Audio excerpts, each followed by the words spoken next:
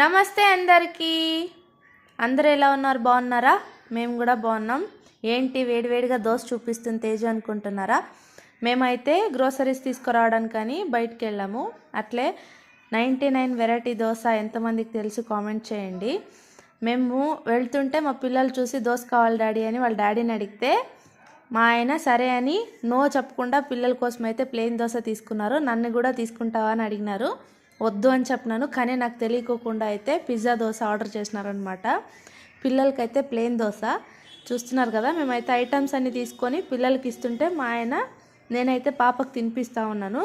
మా ఆయన నాకు తెలియకోకుండా ఇక్కడ పిజ్జా దోశకైతే ఆర్డర్ ఇచ్చినారు. అదైతే ప్రిపరేషన్ చూడండి ఎంత బాగా, దాన్ని చూస్తుంటేనే ఎమ్మి ఎమ్మి అనిపిస్తుంది అనమాట. ఎంతమందికి దోశ అంటే ఇష్టం చెప్పండి. ఇంకా పిజ్జా దోశ అన్ని వెరైటీ దోశలు అయితే ఉంటాయి, కానీ దోశ అంటేనే ఎంతమందికి ఇష్టం కామెంట్ చేసి ఇంకా లైక్ చేయండి, ఓకేనా. ఇంకా వచ్చేసి మేమైతే పిజ్జా దోశ తినేటప్పుడు అయితే వీడియో తీసుకోలేదు, ఏమనుకోద్దండి, ఓకే. పిజ్జా దోశ తినేటప్పుడు అయితే ఎమ్మి ఉంది, వీడియో అయితే తీసుకోలేదు. ఎందుకంటే వర్షం వస్తుండే కదా, బెంగళూరులో 1 వీక్ నుంచి వర్షం వస్తుంది. అందుకని చెప్పేసి వేడి దోశ తింటుంటే ఆ నోట్లోన ఆ వీడియో తీసుకోవాలనే దాని గురించినే మర్చిపోయినాం మేము. అట్లా వీడియో గురించి గుర్తుకు లేకుండా తినేసినాం అనమాట. అందుకనే, ఓకేనా. ఎంతమందికి దోశ అంటే ఇష్టం కామెంట్ చేయండి. ఇంకా ఈ వెరైటీ దోశ పిజ్జా దోశ ఎంతమంది తిన్నారు కామెంట్ చేయండి, ఓకేనా.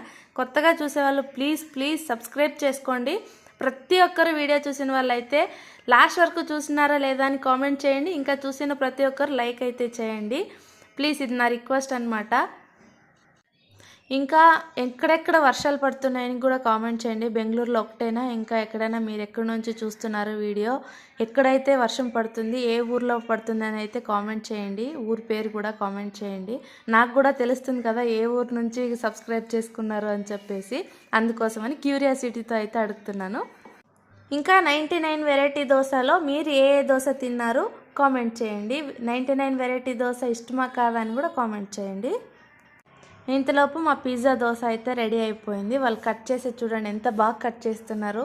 మనకైతే ఇంట్లో అసలుకే రాదు అట్లా. ఒకసారి ట్రై చేయాలనుకుంటున్నాను నేను కూడా, ఒకసారి ట్రై చేస్తా. ఎంతమంది పిజ్జా దోశ తిన్నారు కామెంట్ చేయండి. సబ్స్క్రైబ్ చేసుకోవడం మాత్రం మర్చిపోద్దండి. అదిగోండి నా ఫేస్లో అయితే గ్లో వచ్చేసింది అలాగా. బాయ్. సబ్స్క్రైబ్ చేసుకోవడం మాత్రం మర్చిపోకండి. బాయ్.